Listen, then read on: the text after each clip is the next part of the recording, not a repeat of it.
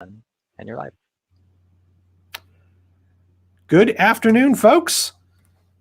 I'm Russ Harrison, Director of Government Relations for IEEE-USA, and this is the second training program for our 2001 CVVD with IEEE-USA. I want to thank everybody who's joining us live and thank everyone who will be watching this later at their convenience.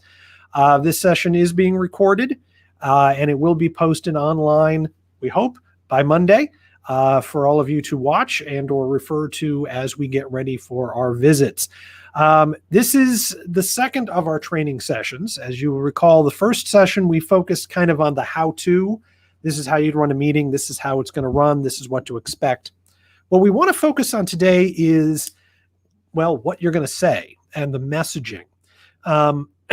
And two things. One, we're covering a lot of ground in these meetings, and you can't because the meetings aren't just long enough.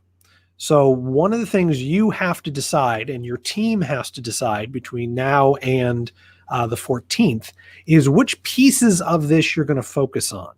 Now, your legislator is going to have everything in front of them. I'm going to send them a leave behind. We'll talk about that in a second.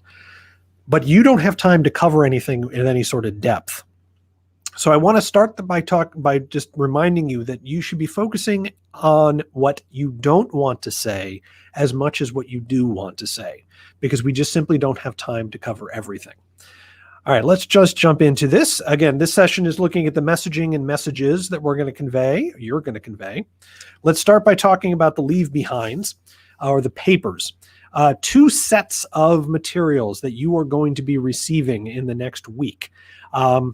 The first set are copies of the leave behinds, which in this context doesn't actually make sense because you're not leaving them behind. But we will be sending two pieces of paper to all of the staffers and legislators that you're going to be meeting with in advance of your meeting. So they will have these presumably in front of them while you're talking. The two sheets, the first sheet is a one-page message summary. This is just a one piece of paper that outlines all the things that you're going to be talking about, all the broad topic areas you're going to be talking about at the meeting, allows the staff to prep and to, look into the state of legislation and make sure they're ready to talk to you. And then there's a sheet that defines IEEE and IEEE-USA, has all the staff contacts on it. You will receive copies of both of these documents next week, so you will also see what these are. But you should also be aware that the staff you're meeting with will have them in front of them too. And I forgot something already. Because of the format we're using, this live stream broadcast, I can't see any of you, which means if you have questions, need further explanation, if something I say doesn't make sense, put it into the chat. And after I go through the presentation, I'll rotate back to the questions and go through them, and we'll take as long as we need. We're also going to have Soapbox Consulting joining us on today's call in a little bit to go through the logistics of the technical side of things. But we'll get to that later on. So, two sets of materials. We have our leave behinds that the members will see, the legislators will see, and then the briefing sheets, which only you will see. You already have a couple of those. I'm going to be updating those and sending you some additional ones in the next, by midweek next week. And I'll probably have to keep updating them and may even add additional sheets, right up until probably the 12th. I'll stop then because things keep moving and things keep changing and I need to keep up. For example, President Biden has put out his America Jobs Act. It's not the America Jobs Act. It's the American Jobs Plan, which is a very, very large proposal which we'll go over in a minute.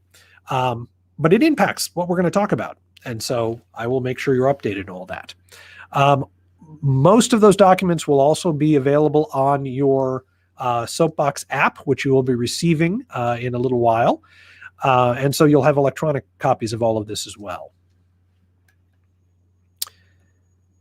So I want to start by going back over what your meetings will look like, just to remind you. And the reason we want to do this is because in my experience, most people, it's not just most IEEE members, most people who don't do these sorts of meetings regularly have a dramatically different idea of what it's going to look like than it actually is.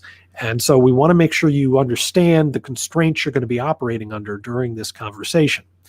So we did this before, but introduction, 3-4 minutes. your name, what you do very quickly, and where you live.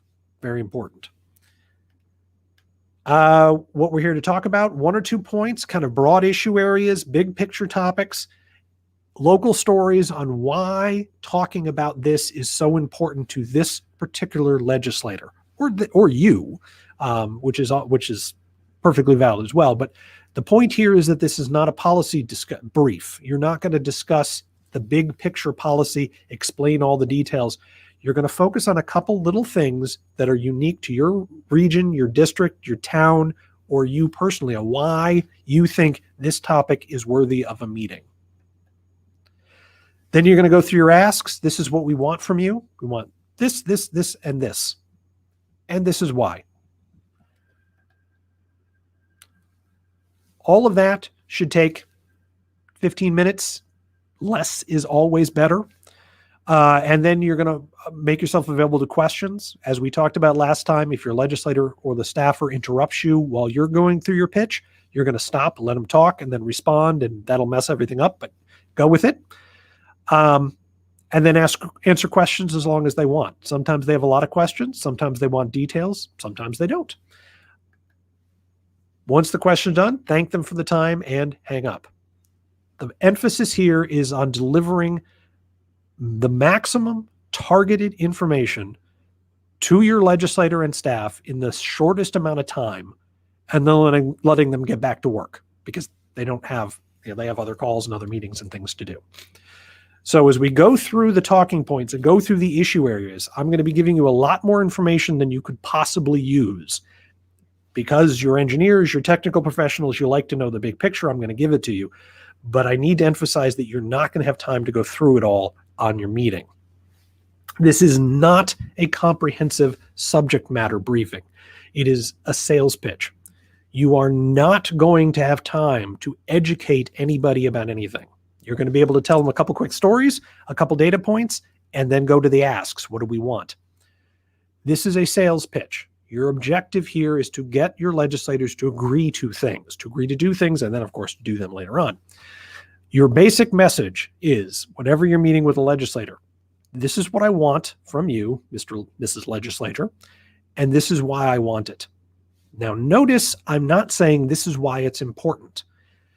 The key kind of cognitive mindset to put yourself in is this is about what you want.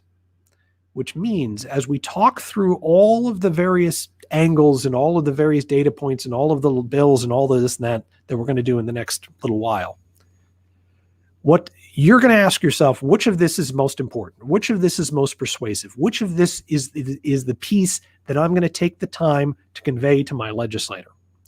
And the answer to that question is always you convey the parts that are persuasive to you. The things that are important to you. You do that for 2 reasons. 1, you'll do a better job because it's what you care about. And 2, the fact that it is what you care about will make you more persuasive. Because ultimately, legislators worry about doing the right thing. I know we're supposed to be cynical in these days and pretend that they don't, but they really do. They do want to do the right thing. But they really, really, really want to just keep their jobs. And to keep their jobs, they have to make you happy. And understanding what you care about and why you care about it is actually more useful than the big picture that you might want to give them. And so the goal here is the big picture of this meeting is to keep it small. You want to focus on the stories of your local community, the stories of your company, your school, your university. What is it that you think makes these issues important for your legislator to know about? Again, the key here, local hooks, research projects in your community, companies founded because of government research or the other things we're going to talk about in your community, facilities, projects, efforts, students at your university, cool stuff you're doing. Here's the thing. You can tell your legislator how federally funded research will help the entire country, how many jobs it'll create, how much economic growth it'll generate. That's all good and interesting and important. But I've already done that. And by me, I mean Washington-type people. We've already conveyed that information to the legislator. Now, it's more persuasive coming from you because you're a voter. But I can't tell your congressman about the local economy. I can't tell them about the local startups. I can't tell them about projects that local graduate students are working on because of these government funding programs. Because I don't know any of that. Thing about it is your legislator doesn't know about it either. And those are exactly the little stories, the little nuggets, the little anecdotes that are so powerful to your legislator when he's explaining his actions to other voters. So the big picture stuff is fine. And I know many of you are much more comfortable with the big picture stuff than the little stuff. And if you want to put that in there, that's okay. But it's these local stories, these local hooks, the little anecdotes that actually make you more persuasive. Okay, enough about the intro and the prelim stuff. Let's talk about messaging. Our basic message to Congress is now is the time to make strategic investments in technology. It is time for Congress to go big on investing in America's greatest strength, technological innovation. And here's how. There's three broad areas that we're talking about here in Washington. And again, you don't have time to do all three of these. So pick the ones you find most persuasive and then go through the asks. Federal research, pretty straightforward. Boosting economic growth through technology, and then workforce development. Remember, and this is one of the keys to our messaging here, there is no technology without people. Technologists innovate. And the government needs to invest in America's technology people as much as it needs to invest in the technology itself. So let's go through each one of these in much more detail. We'll start with the easiest one, federal investments in research.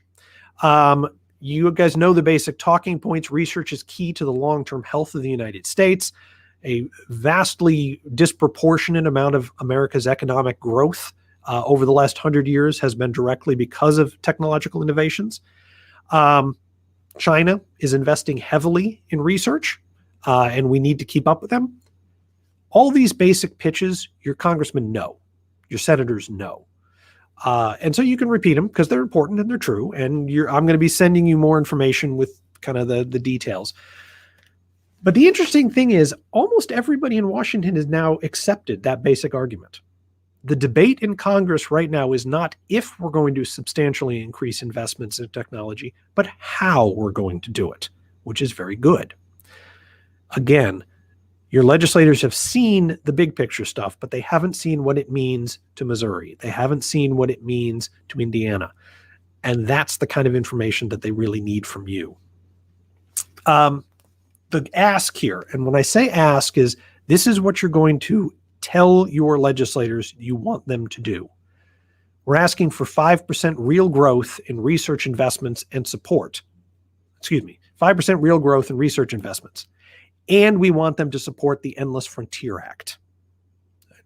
Just to be clear, 5% real growth means 5% growth every year plus inflation. Inflation's running about 2%, so that would be a 7% increase in the budget. So 5% real growth for research in DOD, Department of Defense, Department of Energy, NIST, NASA, NSF.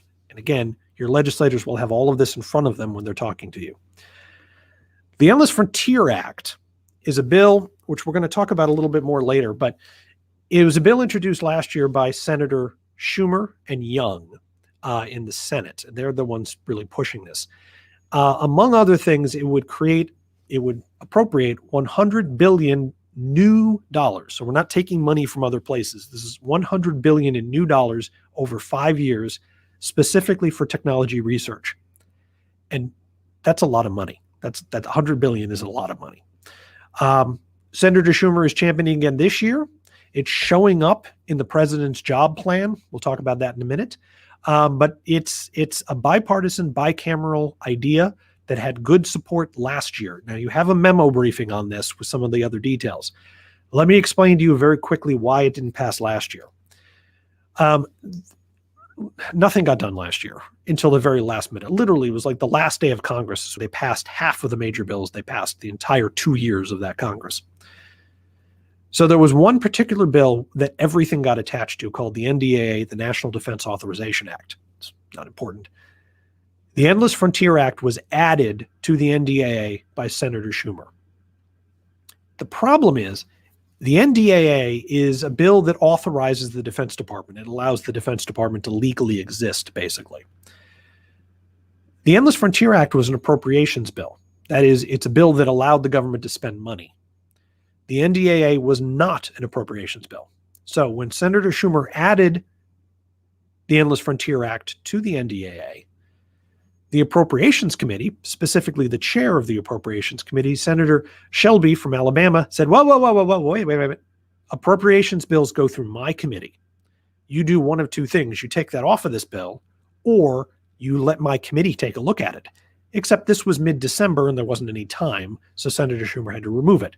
Senator Shelby supports the Endless Frontier Act. He just didn't support legislators going around his committee, which senatorial prerogative is a powerful thing. The point is, though, there was no actual opposition to the idea. And this year, there are some legislators who are worried about out-of-control government spending and deficits and all that, which we get. But the Endless Frontier Act is an investment in the economy that will pay for itself through economic growth. And there are very, very few other investments that Congress could possibly make in our economy that would do more for economic growth than investments in technology. So, basic federal research pitch: we need substantial, sustained increases in federal spending for research. Department of Defense, Department of Energy, NIST, NASA, NSF. There are other agencies we can add to the list if people want to.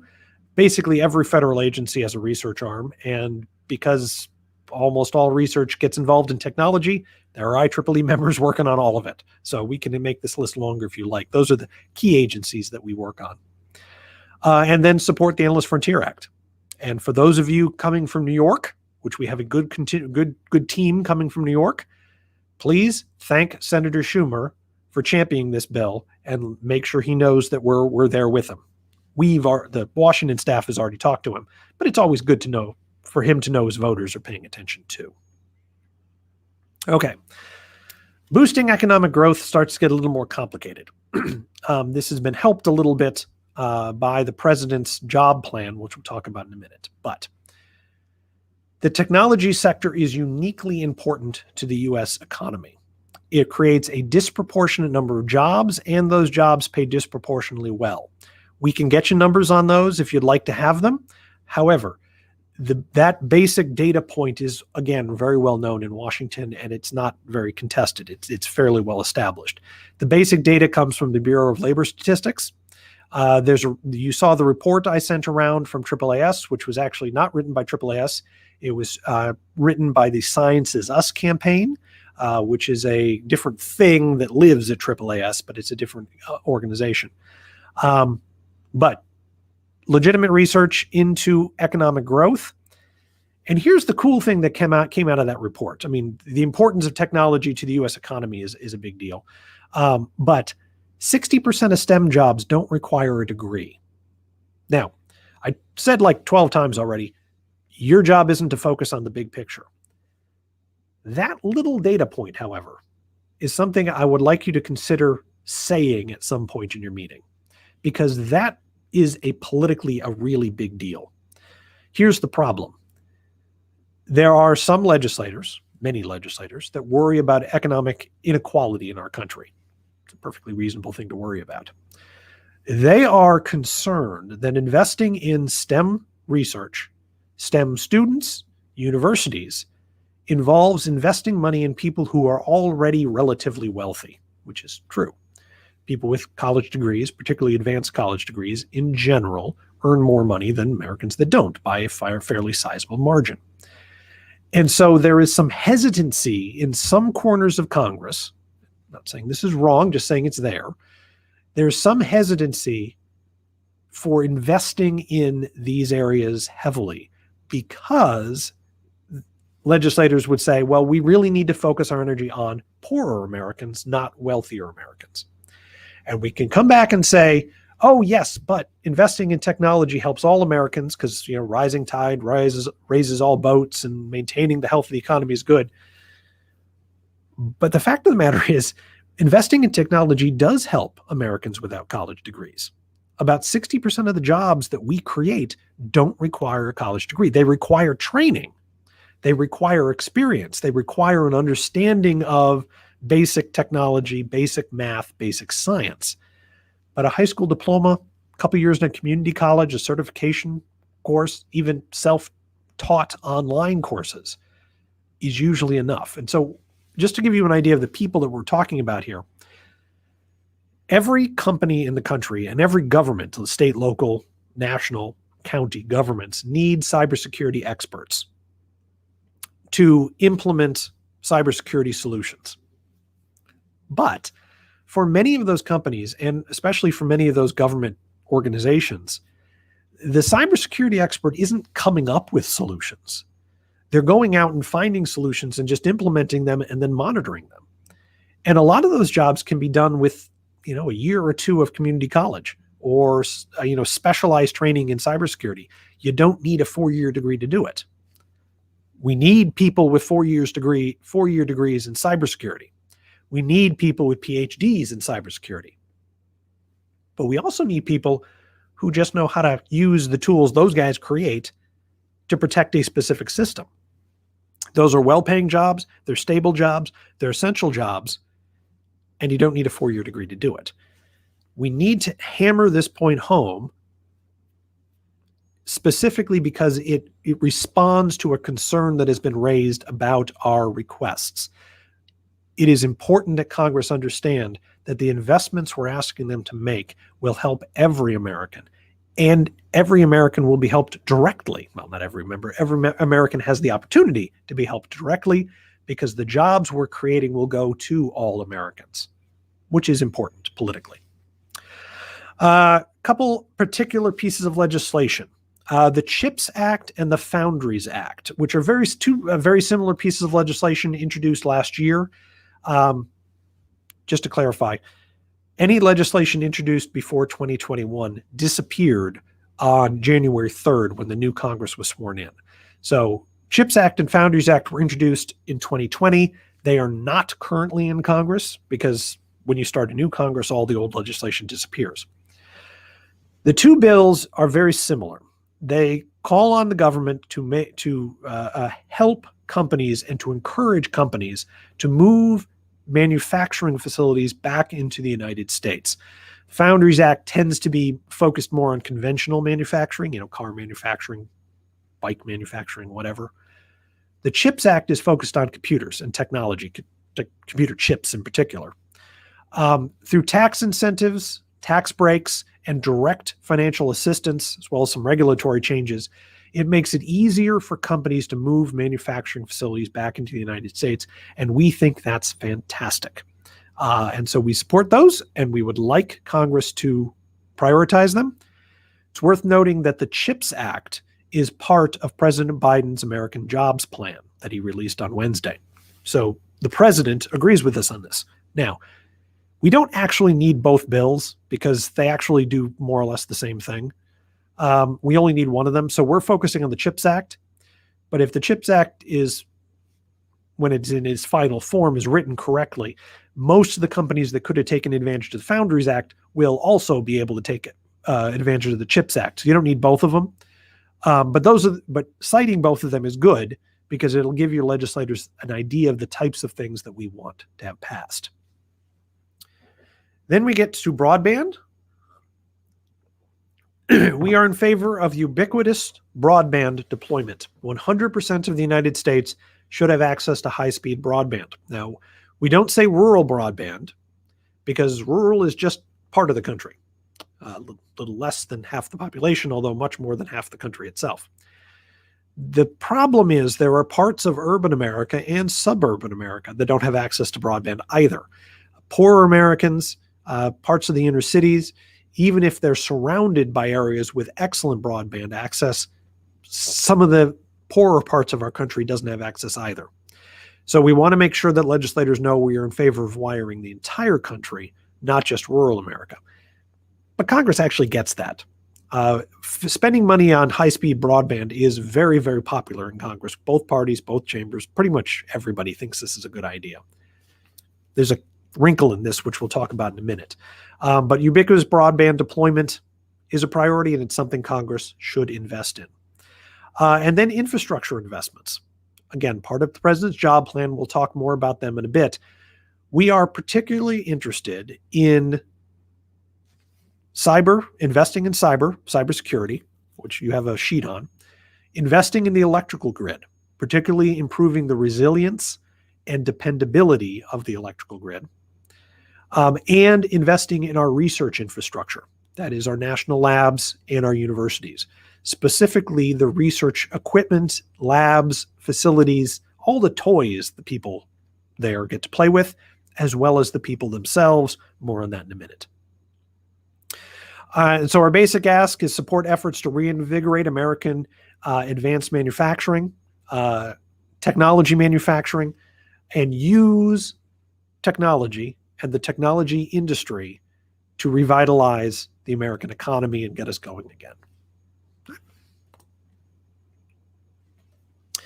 Lastly is promoting a strong workforce, because like I said, it's not enough to have high-tech companies, and it's not enough to have high-tech research. We need high-tech people as well.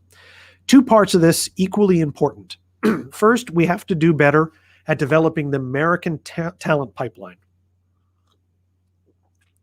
Supporting K through 12 STEM education, especially engineering and computer education.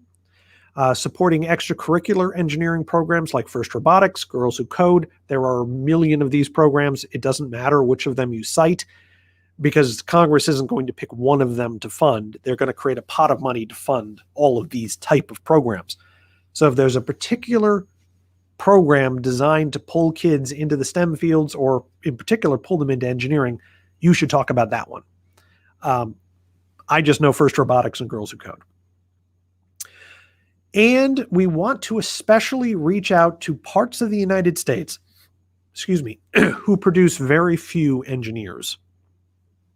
If you ask the average IEEE member, why did you become an engineer?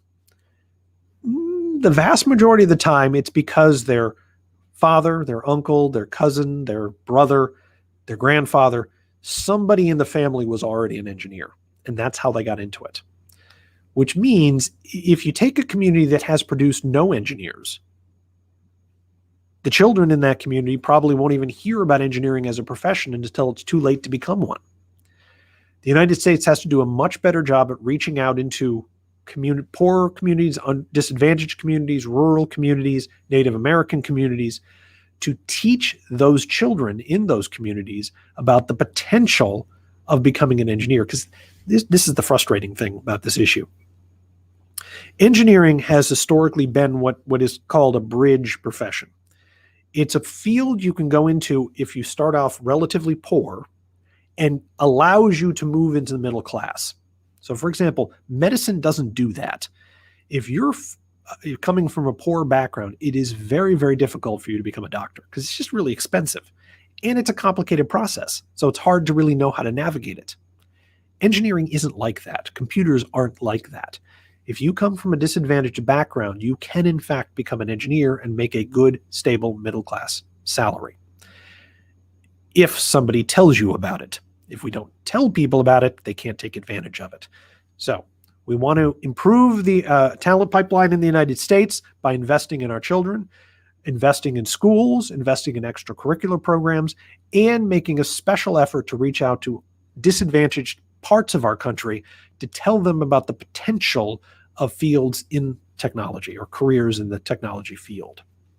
However, not all the bright people in the world are in the United States. There are, in fact, some very bright, talented people outside of the United States, and it is in America's best interest if they were in the United States. Excuse me. Which brings us to our immigration pipeline. The United States is made better by importing talent from overseas, but how we do that matters enormously.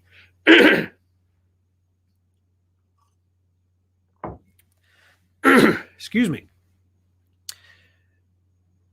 Legislators hear from companies all the time about the need to allow talented people to come to the United States. But the focus is always on them simply coming here. as though simply standing in the United States was sufficient. It isn't. Really talented and really innovative people are rare. When we find one, we don't want them to come to this country for just a year or two. We want them here forever. And that means it's not good enough for them to stand in the United States. They have to become part of the United States, and that means becoming a citizen. To become a citizen, you need a green card, usually. Green card is a little document. It's actually pink, but that's not important. A green card says you are a permanent legal resident of the United States. Once you are a permanent legal resident of the United States, you can stay here as long as you want. You can basically behave like an American citizen, can't vote, but other than that, you're basically American. Most importantly, 5 years later, usually for IEEE members, you can petition for full citizenship. And that's what we're trying to get to. So the key to us is helping talented, well-educated foreigners become American citizens by increasing the number of employment-based green cards that are available to them. Employment-based is the key there. There's 3 basic pots of visas. There's employment-based, there's family-based, and then there's the asylum system. The whole low-skill DACA border debate is not our issue. We're only focused on high-skill immigrants and high-skill immigration, and we think there should be more green cards available for skilled workers. Part of that is building a smooth, reliable, relatively quick pathway from student visa to citizenship. We want to make it easy for international students who receive a STEM degree in the United States, graduate level, master's, PhD, for these folks to transition from student visa to a green card within a year of graduating. A couple ways to do this. It's pretty complicated. One is to make student visas dual intent. Dual intent means while someone is a student, they can also petition for a green card. Under current law, international students are supposed to pretend like it never crossed their mind that they might want to become an American, even though we're all hoping they do. So they can't start the green card process until after they graduate. Make the student visa dual intent, they can start the process earlier, reduces the wait time, makes the process much smoother. The second thing that we have to do is we need more visas. And there's lots and lots and lots of ways to create more skill-based green cards, employment-based green cards, or some other type of visa just for STEM graduate students. IEEE-USA does not particularly care how we create more visas, as long as there's more visas for skilled foreign workers. If any of you want to go into the details of this, I can talk literally for hours about it, which I won't do today. You have a briefing sheet on it. I would not expect you to spend a lot of time on the immigration side of this because it is very complicated unless you want to. But it is an important part of the pitch that we are in favor of more immigration, more skill-based immigration, but we are not in favor of the H-1B visa. H-1B visas are work permits. They allow someone to work in the United States for a limited number of years and then go home again. Now, while on an H-1B, H-1B is dual intent. While on an H-1B, they can petition for green card, but there's not actually any connection between the two. H-1Bs create all sorts of abuses in the system. They make workers very easy to exploit because the visa actually belongs to the company, not the worker. And so if you're on an H-1B working in this country, you can be dismissed at any time simply by the company pulling back the visa, and then you have to leave the country, and there's nothing you can do about it. We also have shelves full of horror stories around the H-1B. The most famous one was Walt Disney. Back in 2014, Walt Disney fired 200 technology workers, including IEEE members, out of their Orlando facility. They fired 200 Americans and replaced them with 200 H-1B workers. Totally legal, totally legit, happens all the time. If Walt Disney wants to hire experts, technology experts who are not Americans, we think they should. But they should do it on exactly the same terms that they hire Americans. And the only way to really do that is to make the foreign workers Americans.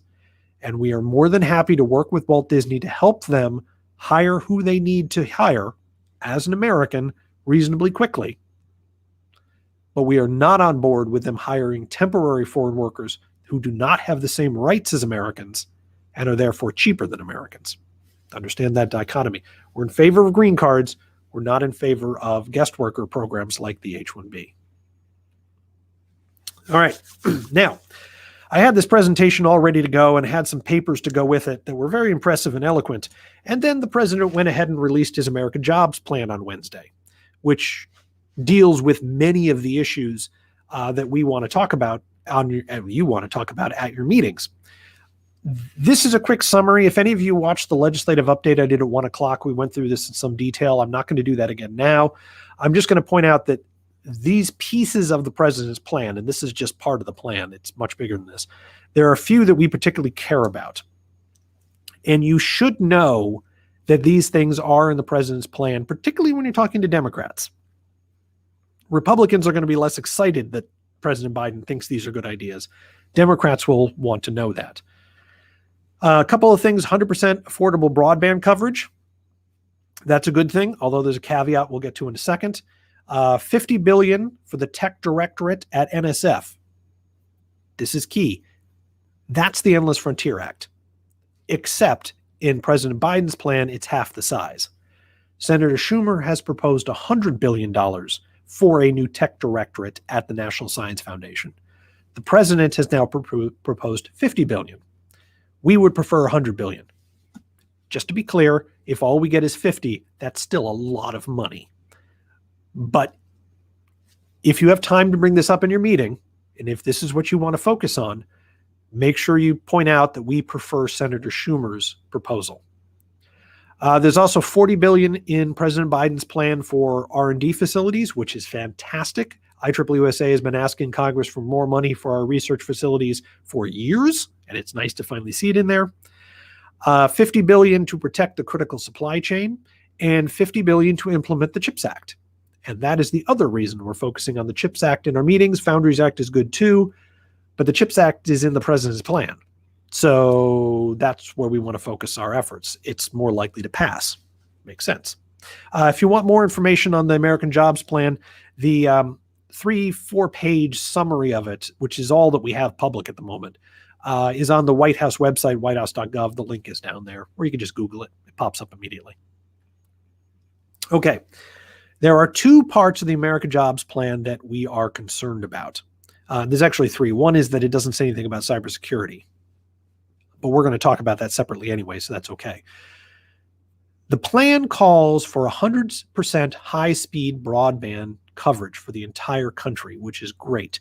You might want to point out to your legislator what you think high-speed broadband is and kind of the complications there. The president hasn't defined that yet, so we don't know what he's talking about, but we know what we're talking about. However, the president's plan goes on to say that the president prioritizes support for broadband networks owned, operated by, or affiliated with local governments, nonprofits, and cooperatives, providers with less pressure to turn profits and with a commitment to serving entire communities. Now, IEEE-USA supports municipal broadband plans. We are not opposed to them.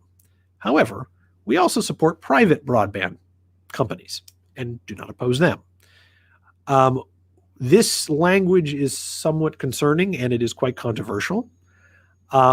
If this comes up, if you want to bring it up, IEEE-USA's position is that broadband, public and private broadband companies should be allowed to compete on an equal footing for our community's business. We don't think municipally owned broadband companies are better or worse than private companies. And we don't think Congress should either. It's worth noting that a number of states have laws on the books restricting community broadband. You might want to glance at that little map there very quickly to see if your state does. Some of these states are openly hostile to municipal broadband systems. You may be a fan of municipal broadband systems. That's fine. You can say that. IEEE-USA's position is we want equality in competition. The other thing in the president's plan that worries me is the PRO Act. The PRO Act is a union organizing bill that has passed the House and is now sitting in the United States Senate.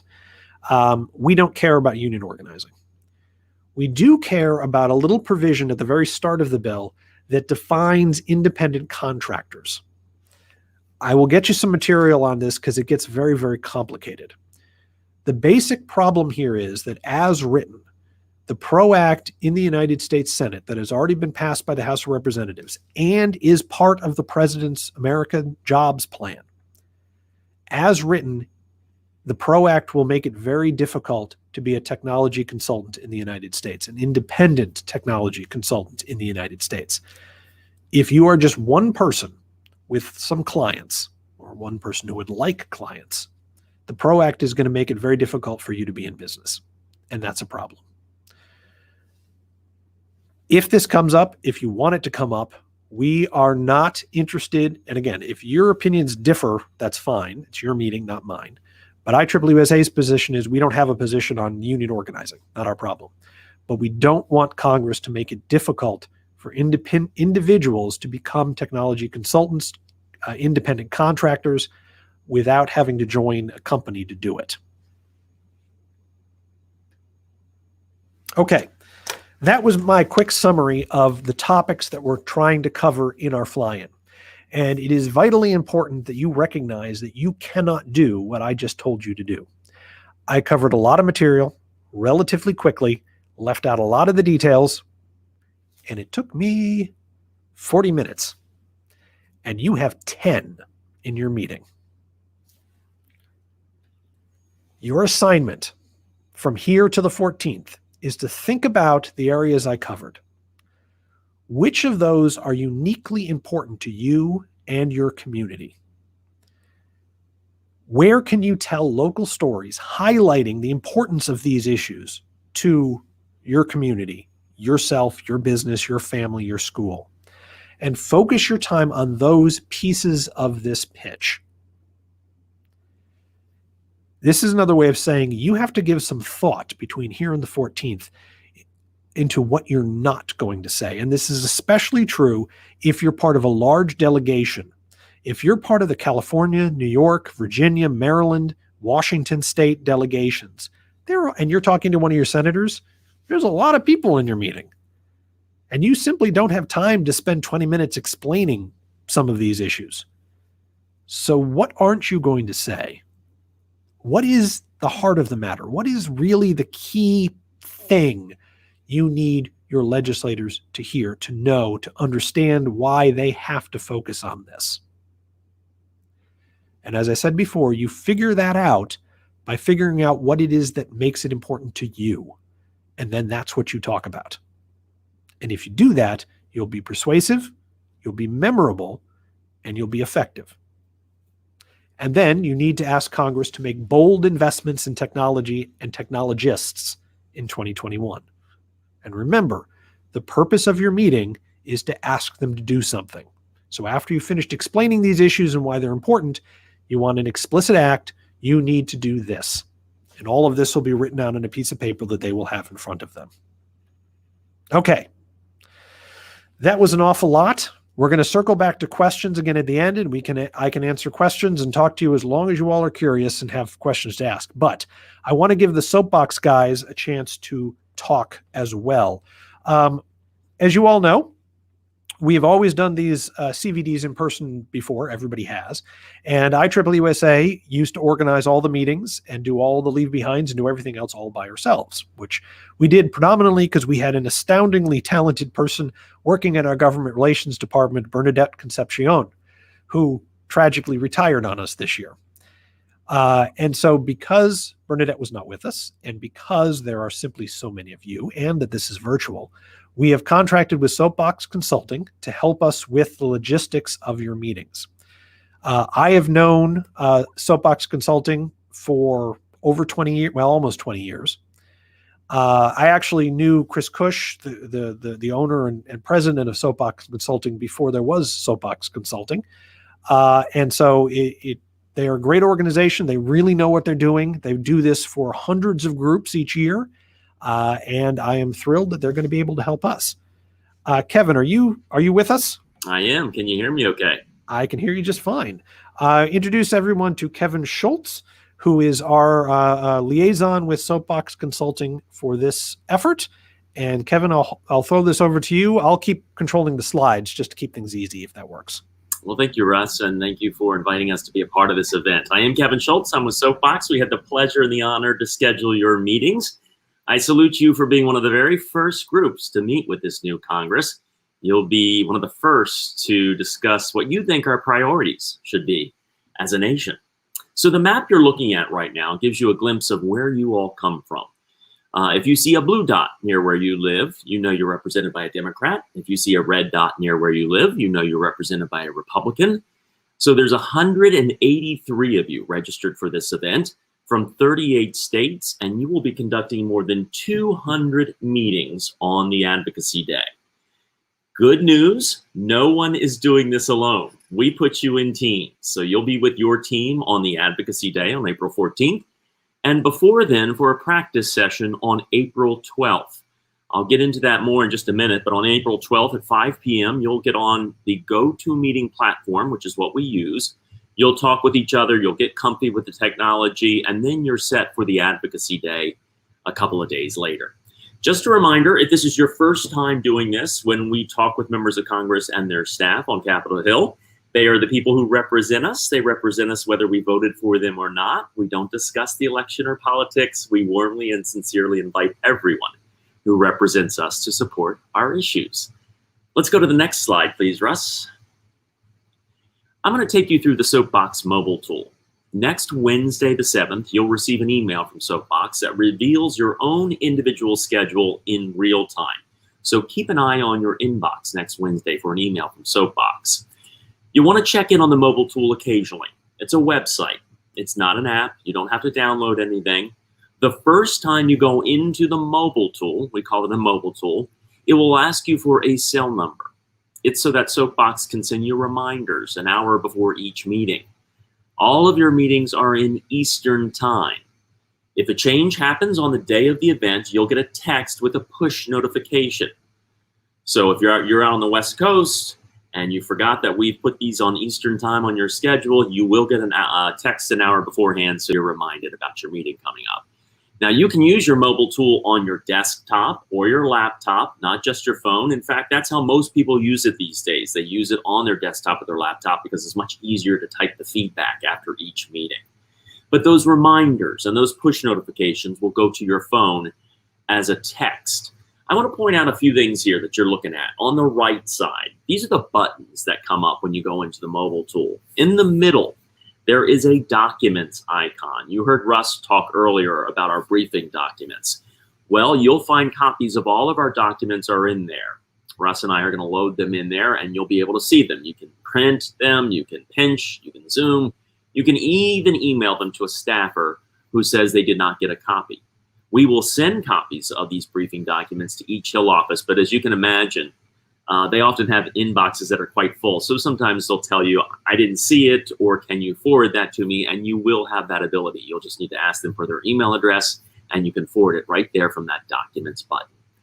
On the upper right corner, you'll see your team. These are the folks, I should say, with whom you are teamed with for the practice session on the evening of Monday, April 12th.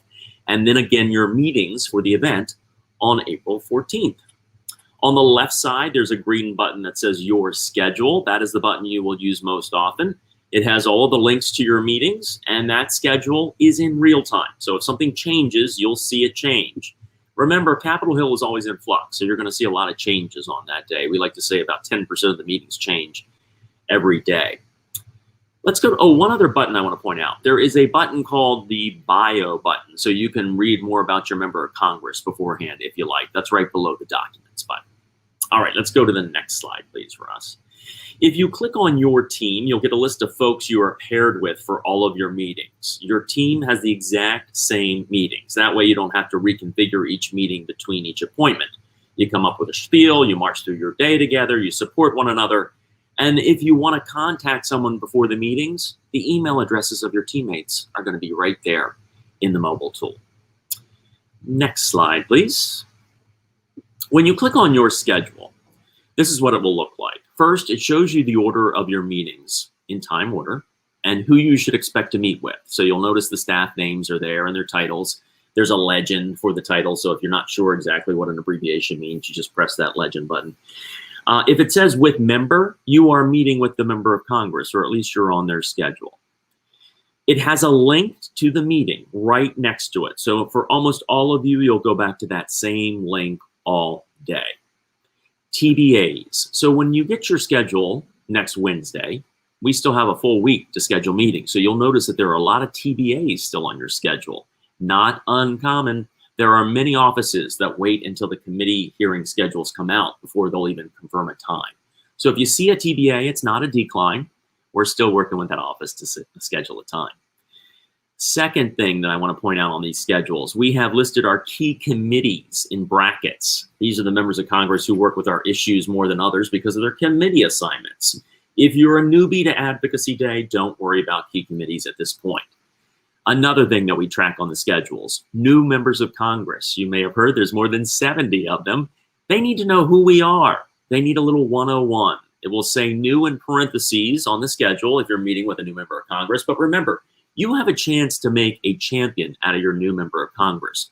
Their support goes to the people who take the time to explain our issues and are patient with them. So look forward to meeting with a new member of Congress. If you see that on your schedule, you have a real opportunity there. On the very top of the meeting list, you see that bright orange box. That is where the link will be for the practice session.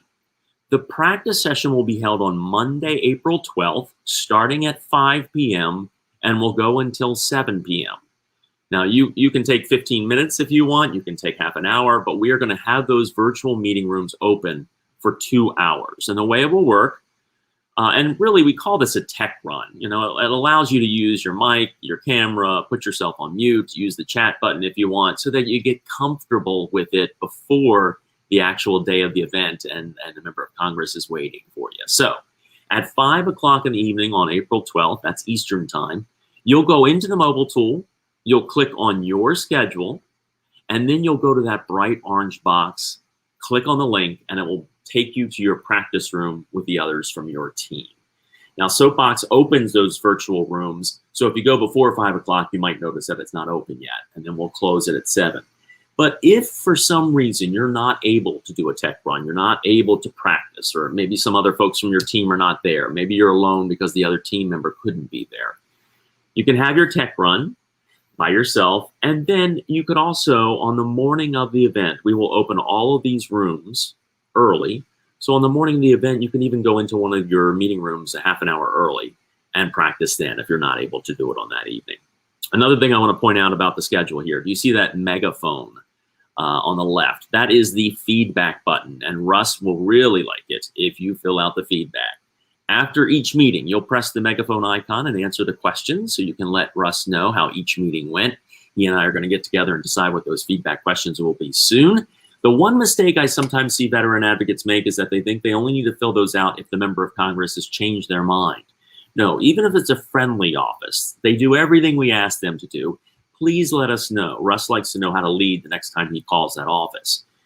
And if it's an office that doesn't get along with us or they don't particularly agree with us on our issues, it can be hard to stay present in that situation. But if you can, and if you can say, can you tell me more about why you feel that way, your answer can be very helpful to Russ so he knows the work he needs to do with that office.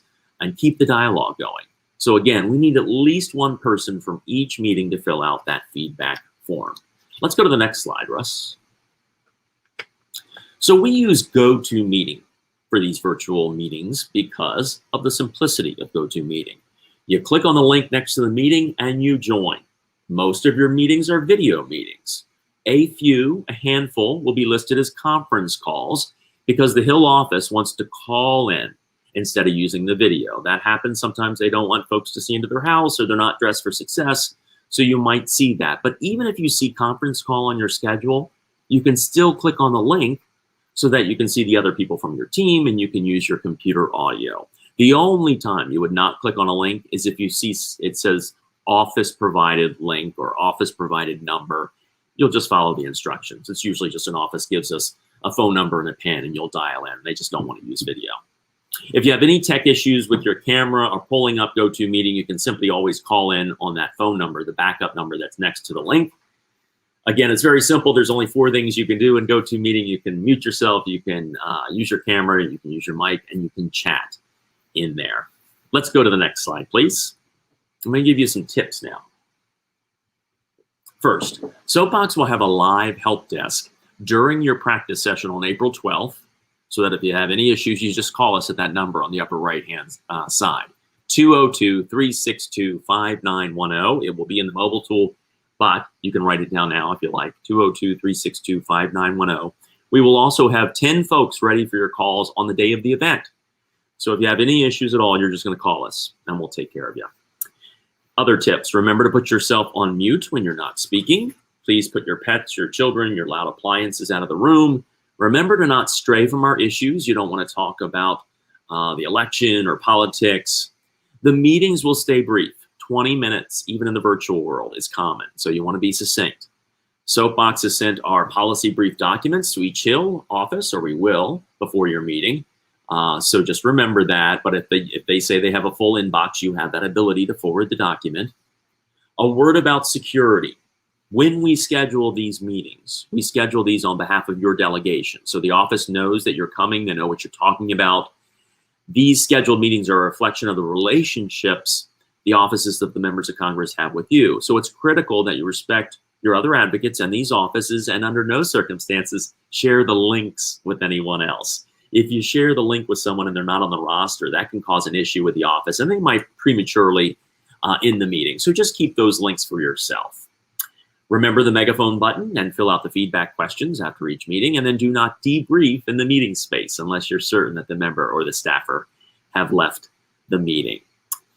The final thing I want to tell you about a tip. So I want to tell you that there will be a situation for each group where a member of Congress or a staffer is late. It happens a lot. You can designate someone to be the person to call at the Soapbox Help Desk if there's any issue with technology or with the schedule. And then that one person would be the one to call the Soapbox Help Desk if the staffer or the member of Congress is not there within 5 or 10 minutes of the meeting start time. Everyone else, you'll stay put in that virtual meeting room. The one person will call us, and then we call the office. We have direct lines, we have emails. They usually just pop right on. They've forgotten or they're late, and then you'll have your meeting. If there's a chance that they just don't join or they're going to be even later, we'll touch base with you and we'll say we're going to reschedule it for later in the day or later in the week. So that's our process again, if for some reason the staffer's not there within 5 or 10 minutes. Finally, if next Wednesday you do not see an email from Soapbox with your preliminary schedule, check your spam box first. And then if you still don't see it, alert Russ, who will alert me, and we will resend it to you. And with that, I will close and say thank you and have a great day on the Hill. And Russ, thanks again. Thanks, Kevin. We appreciate this. You're making my life much easier. I want to emphasize something that Kevin said because it's important. And I mentioned this on our last training, but I want to do it again now. Legislators' staff are very concerned about virtual meetings and phone calls because they are concerned that someone will record the meeting, edit it, and then put it online to embarrass them. And so that is the primary reason why, A, we can't record any of these meetings, and B, we can't invite additional people into them, because when random people start showing up in these meetings, it makes legislators very, very nervous. And so, as Kevin said, we don't share the links with anyone. If you have friends, colleagues, other IEEE members who want to join the meetings, have them get in touch with me. If we have enough time, we can send them their own email, send them their own link, get them on the list. The closer we get to the meeting, the harder that's going to be to do. But that's how we want to add extra people. We don't just want to share the link with people because it makes your legislator nervous, which is not a good way to start a relationship with him. Quickly want to go over the training schedule. Almost done. We'll go to questions in a moment. So if you have them, please put them in the chat. We're going to have another one of these sessions next Friday. It is not going to be particularly structured. Basically, we're going to open up StreamYard so that you can see me talk and I'll be able to see you, and I'll just answer questions and we'll just have a dialogue through chat, unfortunately, but still just a dialogue to answer your questions, to go over any last minute changes, to talk about our messaging as it's changed between here and there. So it'll be a less structured session but give you a chance to ask any questions and to go over things. As Kevin mentioned, practice sessions will be April 16th from 5 to 7 o'clock. And then you're on for April 14th, meetings all day long, as you will see when you get your schedules. And with that, I'm going to shut off the screen here and go back to my chat so I can see what all of you are saying. Where is it? Okay. Oops, wrong one. There we go. Oh, lots and lots of questions, as I expected, and is fantastic. Let's see. Cherie, I got your phone message from earlier. I will respond to it a little while after I'm done with this call, but I've been tied up on conference calls all day. Let's see. Lots of people saying hello, which is fantastic. The first part of training is on our website, as will be the recording of this training. It is IEEE-USA.org/CVD. Congressional Visits Day, we dropped the second V for the website. Yep. So, Carrollton, it's on the website. Skylar, good to see you there. Doug, yep. Well, a lot of first timers, Doug. You're not the only one. We have the participants of this CVD include a number of really experienced veterans, which is fantastic, but often a lot of people haven't done this before. Here's the thing to remember. You're meeting with members of Congress, and their primary motivation in talking to you is to make you happy. And the reason they want to make you happy is so you vote for them. Because if you come out of this meeting feeling embarrassed, if you think it went poorly, if things just go badly, your legislator has missed an opportunity to get a vote, which means everybody you're talking to on your call wants this to go well. And they've done hundreds of these things, so they're good at it, which is a long way of saying this is not that hard. And as we talked about in the first session, so long as you're not rude, you can't really mess this up. Now, we want to work hard, get your message tight, keep the time in line, remember the amount of time you have so you can be very good at it. But this is going to be a positive experience for you.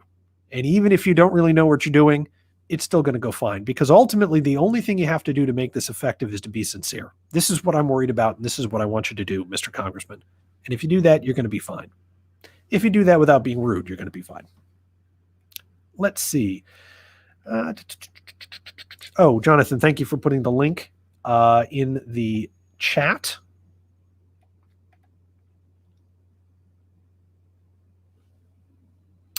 Tyler, no, there'll be nothing in the leave behinds indicating your specific roles, simply because that would be too big.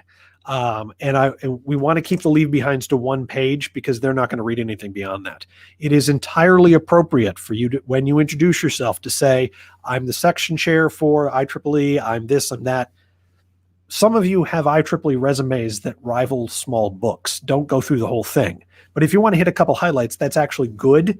It is helpful for your legislator to know that you speak for a broader community. You're a leader in the broader community. So that's entirely appropriate for you to bring up, but there will be nothing about you personally in the leave behinds. Ed, I'm pretty sure we have a couple other Oregonians involved in this, but you'll find that out when you look at your schedule. And if you send me an email, I can send you the exact details. It's good to see you, by the way.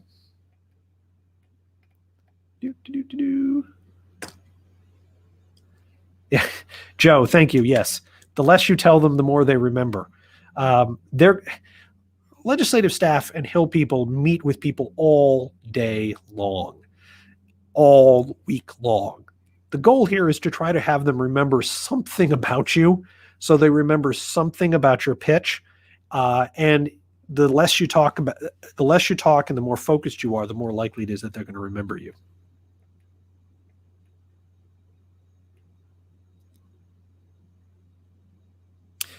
Yeah, Phil asks if he should still participate virtually. And the answer is you have no choice in the matter, because you cannot go on Capitol Hill. There is a fence around Capitol Hill. There is still National Guard troops on the grounds. And just about 2 hours ago, Somebody drove a car into one of the barricades, injuring 2 police officers and getting shot in the process. So you can't go on Capitol Hill, even if you're in the neighborhood. I can't go on Capitol Hill. Some of the staff hasn't been allowed back on Capitol Hill. So no, you're going to have to do it virtually, because unfortunately that's simply the only way to do it. And it bothers me that that's the best we can do, but I'm afraid that is the best we can do.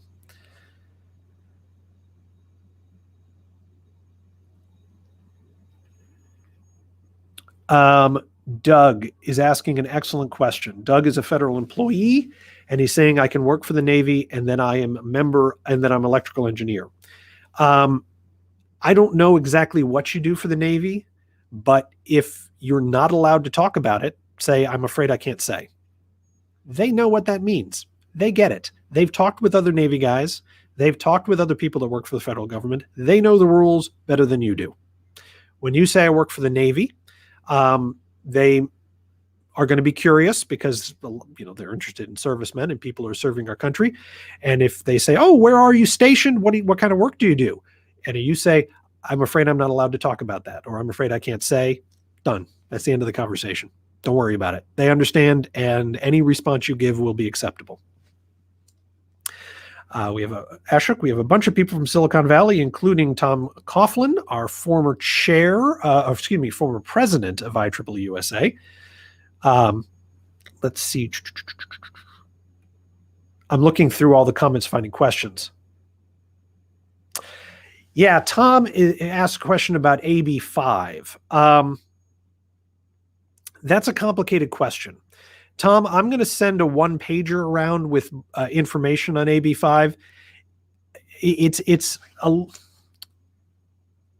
I'm hesitating to ask you all to talk about it, because it is complicated, and because it's going to be difficult for you to cover it in a minute or two. And I don't want your meetings to become about AB 5 and the PRO Act. On the other hand, it's important, it's a big deal, and it's going to affect IEEE members. So I'll put that in a document, and if anybody has questions, we can go into the details next Friday at our next session.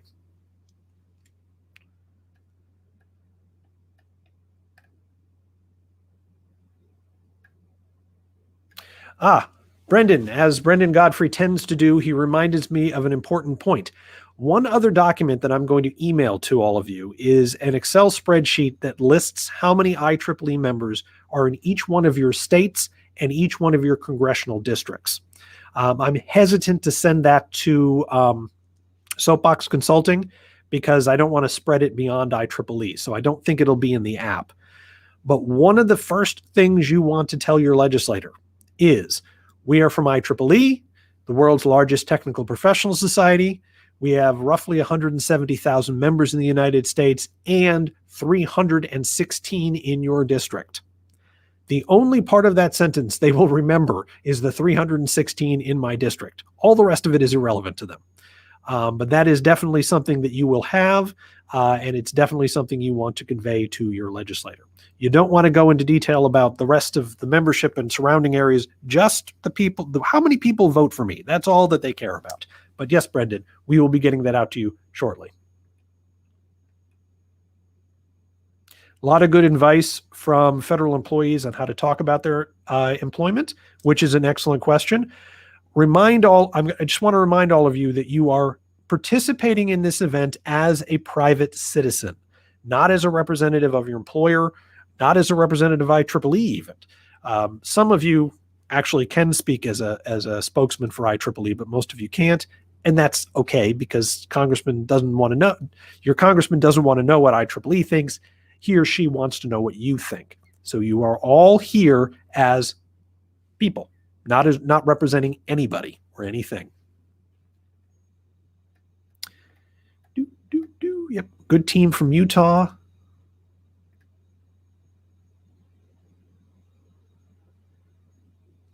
Yeah, there are parts of the federal government that you can't tell people you work for, and I suspect that might be the case in Doug's case, and the legislators and their staff understand the game, and they're not going to push you on it, and they're not going to be offended. So don't worry about it, Doug. You'll be fine.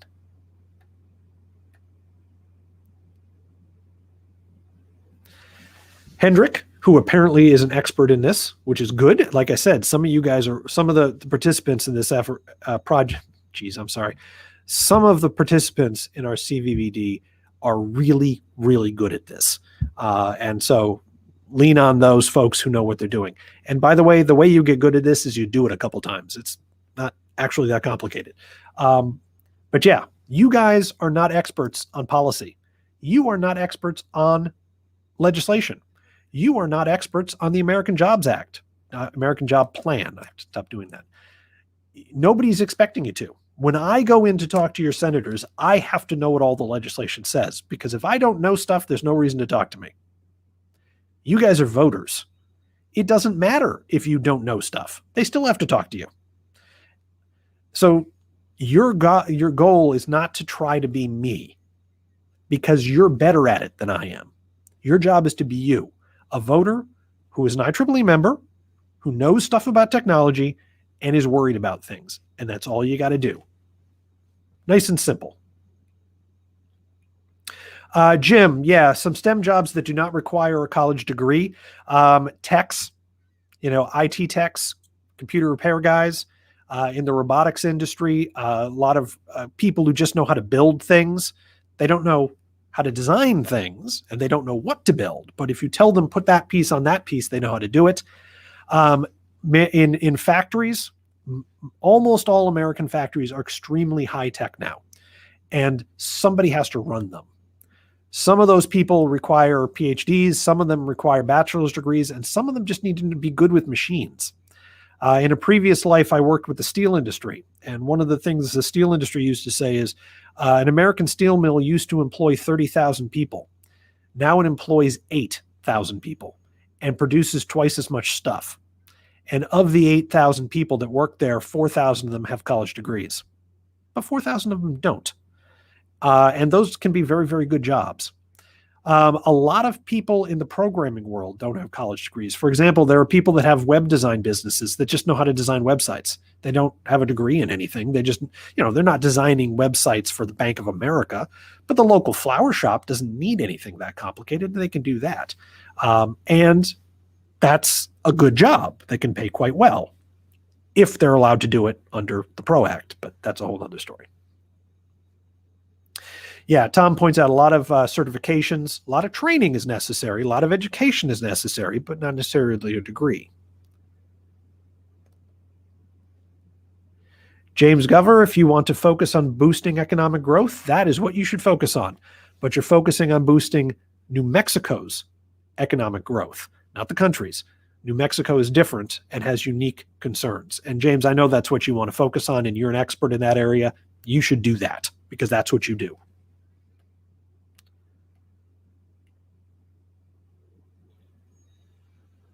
Yep, Dennis has a great story.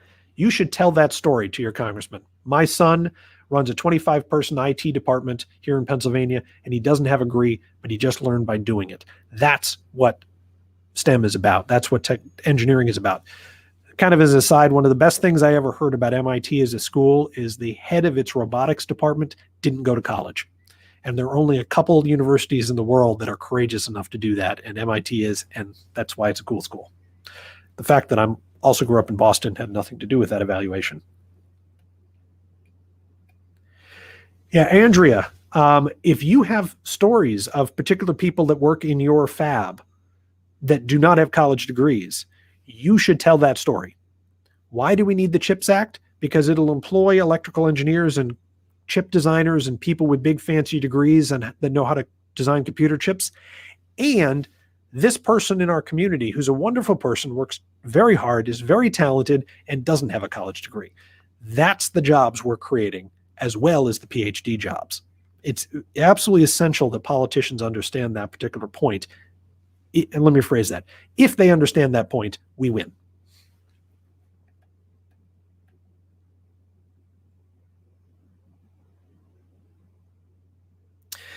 Yeah, Ed points out it has an interesting quote there. Many students and workers cannot accept the new reality that they're undereducated for many jobs in this decade's labor market, let alone future ones. And that's actually a good point, because not having a college degree is not the same thing as uneducated. And it is in fact true, as all of you know, that in our high-tech economy, you have to constantly retrain and constantly keep learning and constantly stay up to date. But you don't have to go to a four-year college to do it. And that's the distinction. STEM workers do need to know things. They need to be trained. They need an education, but they can do it outside of the university system. The difference being lots of people who can't afford to go to college can afford to do the work required to get the skills to get into the technology world. And that's an important distinction. Hendrik, is that really? Half of the staff are scientists and engineers? I did not know that particular talking point. That is actually a good thing for me to know. Half of the staff at national labs have college degrees, and the other half have licenses and training, but not full. That's an important thing to point out. Actually, that's very important to point out. I could think of two other contexts just off the top of my head where I'm going to repeat that. Thank you. I did not know that, and I'm glad that I do now.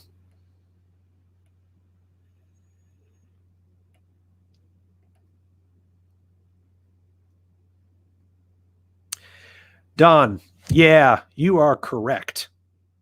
I got a little sloppy in my language there. An associate's degree is a degree, and we don't want to disparage that.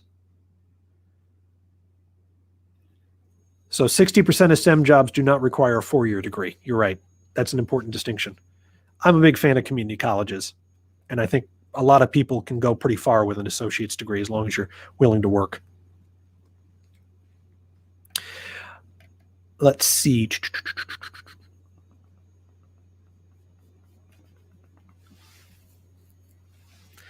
Pei Zheng, I sent out a report that was done by AAAS. It was actually done by the Science is Us campaign. We'll get that report to you again because apparently a couple people didn't receive it, which is fine. But it's an actual economic study. We hired an economic consulting firm to put it together. So it's a legitimate study that said 60% of jobs, STEM jobs, do not require a four-year degree. But I will get that to you. Let me make a note.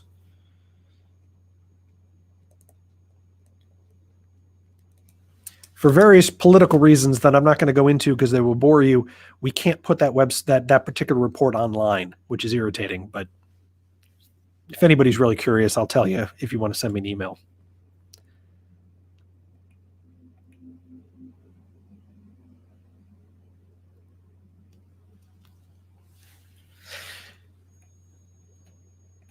I'm looking for questions. A lot of investments. Yeah, a lot of companies have announced investments in the United States, which is exciting.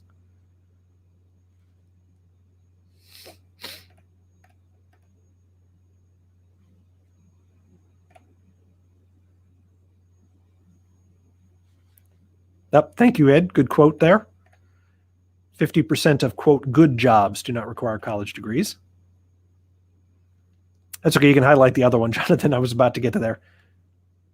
Oh, the briefing sheets are going to be emailed to you, Sumit. You've already received a couple of them. And by the way, when I say you've already received them, if you haven't received them, please get in touch with me because it means there's something wrong with your email address. I will be sending out a number of other sheets next week. The problem is Congress keeps doing things, and now the president did things, which means I have to rewrite the documents, which is why I'm a little behind schedule. The American jobs plan, I didn't actually think was going to be out till next week, and so it took me by surprise. But you will get all these things soon, and they will all be loaded into the app, the program that you will get access to on Wednesday from Soapbox. So they'll be in the program from Soapbox, the digital tool, and I will be emailing them to you next week.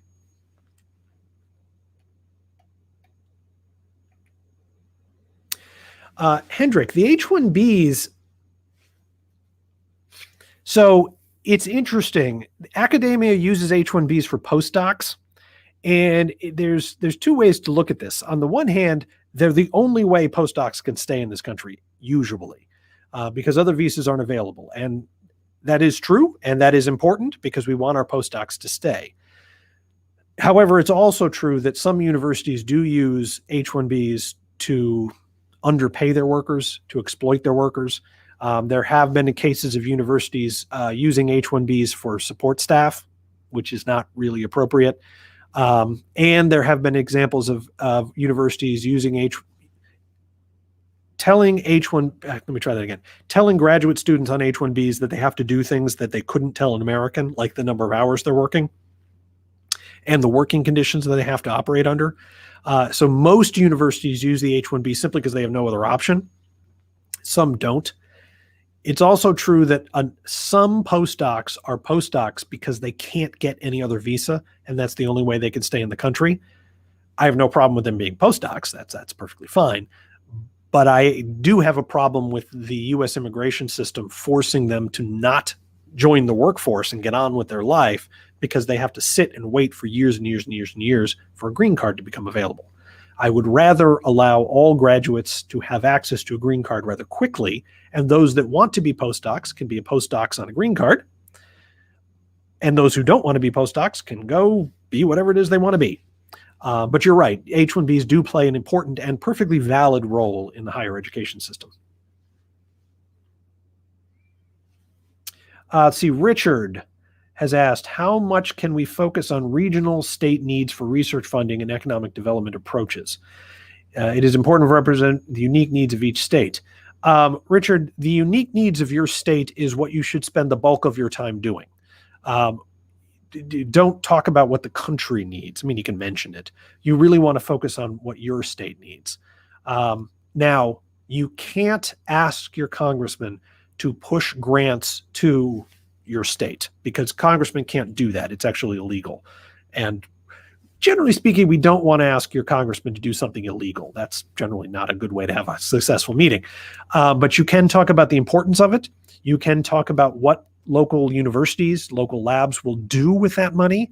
You certainly can talk about what companies have done with the research, particularly if companies have been founded based on those research. So yeah, that's your focus. That's what you want to focus on. That's where you want to spend your time.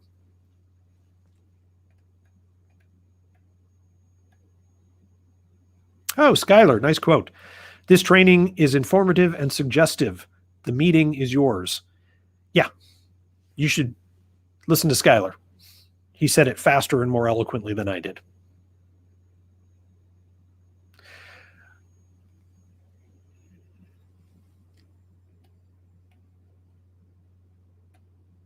Yeah. Will, my boss, the Vice President of Government Affairs. Oh, new comments. That's what's beeping at me. Yeah. An H-1B situation in Walt Disney where American workers were fired and replaced by H-1B workers, the American workers had to train their replacements. That is standard in the H-1B world. The inappropriate H-1B world. A lot of companies use H-1Bs entirely legitimately. There's a really skilled person they want to hire. They can't get a green card for them, which they can't because there aren't enough of them.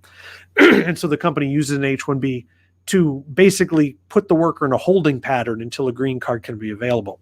It's worth noting, by the way, Texas Instruments is really good about this.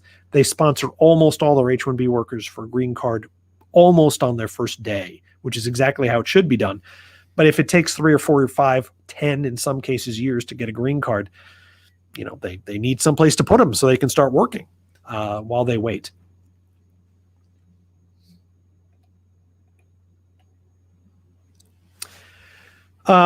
Richard asks a very difficult question. What is the plan to promote reduction of regulatory issues? As a former executive in chip manufacturing, regulatory factors drove those companies to move manufacturing offshore, not labor costs. Yeah, so here's the thing, Richard. I can't talk about that because I don't know about that.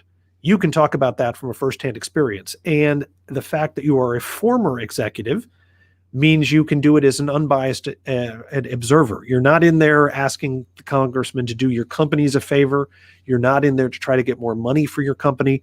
You're in there as an expert to say, listen, regulatory burden is killing us as well. Here's an example or two. Now, I know enough about that issue to know you can talk about it for months because regulatory things are very complicated. Remember, you only have 20 minutes and you're going to have other teammates. So you got to give them time to talk as well.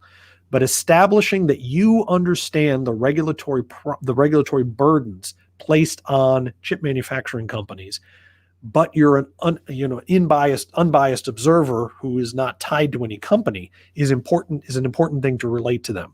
That sort of anecdote, that kind of inside information is really useful to your legislator as they try to understand these issues.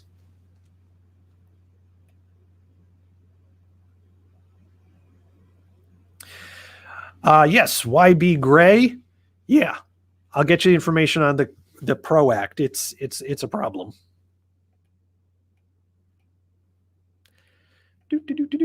I'm glad you all are chatting and responding to each other and commenting in the chats. It just makes me find time to find questions. Cherie, when leader of our Washington State delegation and our Region 6 person, Mark, I skipped your question. I'll come back to you in a second. Cherie, your sessions are typically about 20 minutes. That's standard for constituent meetings like this. Now, I know that because you are very well connected with the Washington political scene, you typically get longer meetings. So your Washington meetings might go a little longer, but we don't want to take advantage of the legislators. A typical constituent meeting is about 15 to 20 minutes, and so that's what we want to aim for. Mark, you are going to know your delegations on Wednesday when you get the digital tool from Soapbox. And just to emphasize something Soapbox said, nothing is done until after the meeting. And what I mean by that is schedules change, the person you're meeting with will change, the time will change, everything will change up until you're done, just because that's how Capitol Hill works. Everything's always in flux, which is one of the reasons Soapbox didn't want to send you your schedule early, because everything's going to change between here and even next Friday. But by Wednesday, things will start to solidify. And then they'll send you a push notification when things change again. Yes, Ed and Tom, we can't say too much about our departed Bernadette, who is enjoying retirement and her grandchildren enormously. Karim, do we need to use different points for Democrats and Republicans? Here at the IEEE-USA Legislative Office, we have a saying that we all have to be able to speak Democrat and we all have to be able to speak Republican, because as professional lobbyists, we do have to present cases differently for the two parties. You, however, are not a professional lobbyist. You are you, and that makes you much better at this than me. You all know that Republicans and Democrats have different perspectives on things. And if you want to kind of tweak your message a little bit, depending on which party you're talking to, that would be okay. But don't get too clever about this. What will make your meeting effective is that you are sincere, that you are talking about things that you care about. And if you talk about them the way you care about, you're likely to be more believable and more memorable, and therefore more persuasive. If you are in a Republican office and you are a lifelong proud Democrat, and you talk like a lifelong proud Democrat, the congressional staff or the member you're talking to will be thinking in the back of their head, this is my opponent's vote. If I can make this person happy, I pick up 2 votes from my opponent. One from the vote she casts for me, and one of the vote she's not casting for my opponent. In other words, every politician think they can get everybody to vote for them if they just have 10 minutes to talk. That's probably not true, but don't tell them that. And if you go into a Republican office and you sound like a Democrat, they're still going to listen to you. If you go into a Democratic office and you sound like a Republican, they're still going to listen to you because you are a voter. If I do that, I have to find another job. You guys do it, you'll still be effective. So don't worry too much about it. If you can tweak things a little bit, if you're good at this, if you know how to frame things differently, go ahead and do that. And if you don't know how to do that, don't. And you'll still be fine.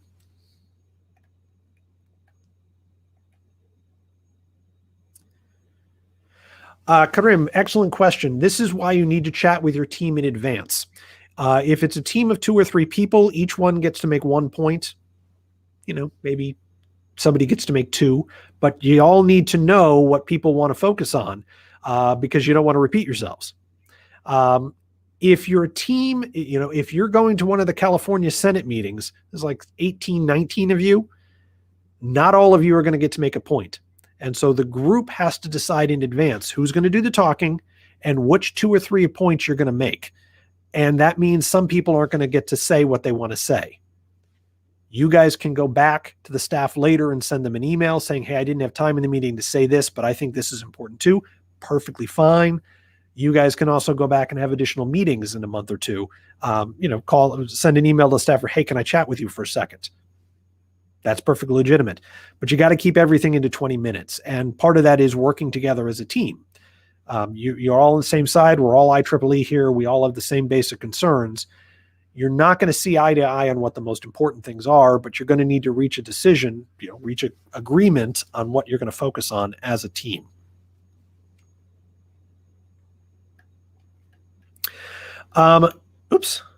David Alred. Oops, that's not right.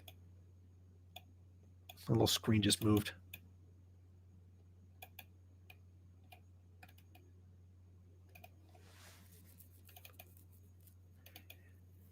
Sorry, I messed up my screen here. I skipped down to the list of comments. I'm trying to go back and find where I left off.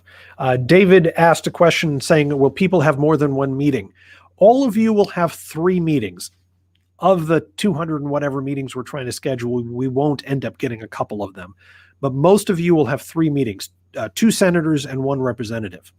You will then be part of a team which will add additional meetings from additional congressional districts. So most of the schedules are between 3 and 5 meetings apiece. A couple of them are a little bigger when we had to combine states, and then you have 6 meetings. But you should all have, between 3 and 6. And again, as we talked about in our last session, you have to go to the meetings where you're the voter because you're the one that they want to talk to. If you can't make all of your team meetings, as long as your teammates know you won't be there, so they don't wait for you, that's okay as long as you're not a voter. So if the Kentucky team is teamed up with the Indiana team, and I don't know if that's the case, but if somebody from Indiana can't make one of the Kentucky Senate meetings, that's okay because the Kentucky guys don't want to talk to you anyway. But all the Kentucky guys have to be at the Kentucky Senate meetings because that's who the legislators have been promised. A lot of comments, which is very good.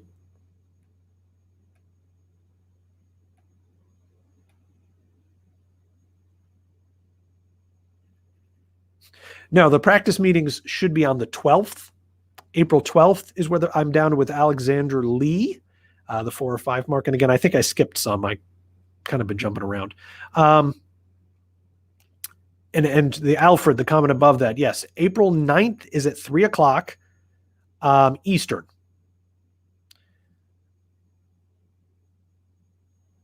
And then, sorry, Alfred, now you got me questioning myself. Is that right? When did we schedule that?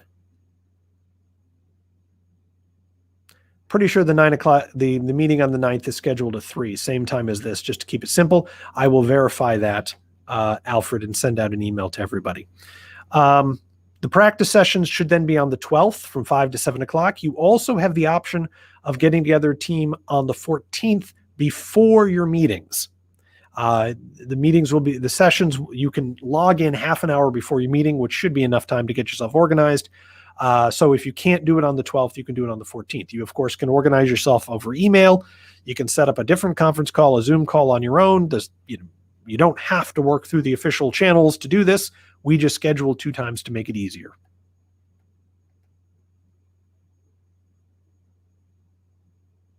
Oh, always good to have international students.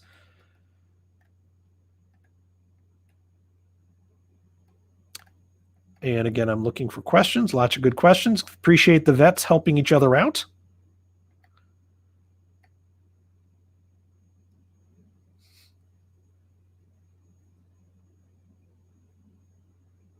Yep. Jim, those stories about folks without college degrees in the engineering field is incredibly powerful. Lots of comments. Okay, Brendan, if you did not receive the STEM paper, that means something went wrong when I sent it, because I know your email is good.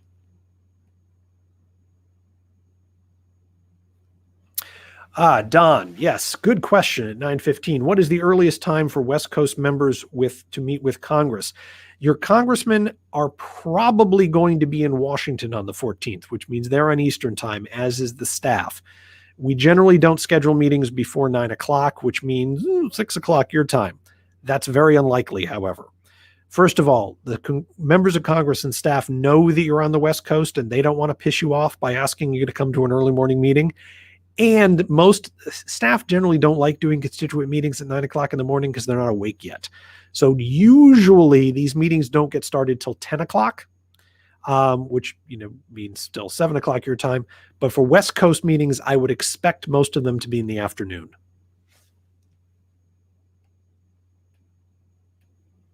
Oops. Ed doesn't think there's any way for someone to get a job in the United States without an H-1B or L visa.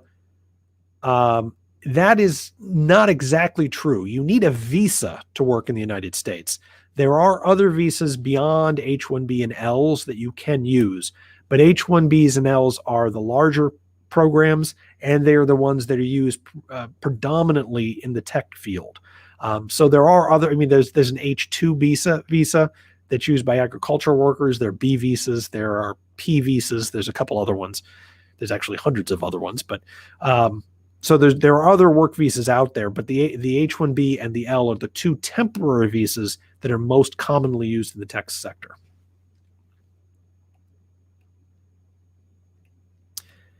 Okay, Mark, how should we dress from the waist up? Yes, I got this question from someone. My normal answer is dress like this. Dress like you're going into a business meeting. And I was told by an engineer that he was retired and he just didn't do this anymore. If you're on Capitol Hill, you should wear a suit. Not only to show respect to your legislator, but just to show respect for the institution. However, you're not in Congress. You're at home. And for these virtual meetings, I think you should look nice. And that the definition of nice changes depending on what part of the country you're in. You want to look respectful. You want to look as though you take this meeting seriously, because that's a way of showing respect to your legislator. On the other hand, if you show up in jeans and a t-shirt, your legislator's still going to talk to you because you're still a voter. And so don't sweat the clothing. I would suggest if you dress nice, you're more likely to be taken seriously, but being there is much more important. Kareem, you'll get an email on Wednesday from Soapbox that will have all the contact information for your team in it.